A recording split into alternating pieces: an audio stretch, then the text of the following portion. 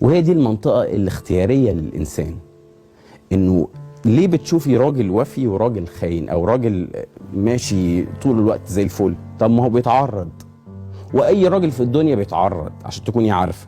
طب امتى؟ طب لما احنا بنقول انه اي راجل مش حد يقدر يمسك نفسه، لا طبعا الراجل لما بيوقف الموضوع من البداية وبيحسم الامر ويقول الحاجة اللي ملهاش لازمة انا مش هعملها علشان ما تدخلنيش في المنطقة اللي تحكمي في نفسي الا اصلا، هو ده الانسان الوفي، لانه قفل كل الابواب.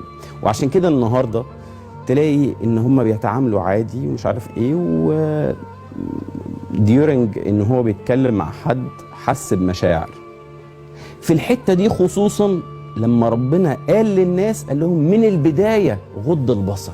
يعني بدايه من البصه. هو الممنوع ايه؟ الممنوع الحاجه اللي في الاخر انها بتحصل، لكن في المنطقه دي بالذات قال له ابداها من اول عينيك، ما تفتحش عينك اصلا، ما تفتحش، ما تمدش عينك، لان الموضوع ده الخطوه فيه تجيب بعد كده كل حاجه.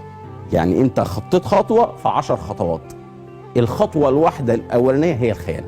مش انك توصل بقى للخيانه الجسديه، دي بالنسبه لي في الاخر خالص، دي بقى لما اتيحت الفرصه وانت خلاص. ومعظم الوقت على فكره، معظم الوقت بتبقى ما فيش سيطره للانسان على نفسه في اخر خطوه، السيطره كانت في اول خطوه.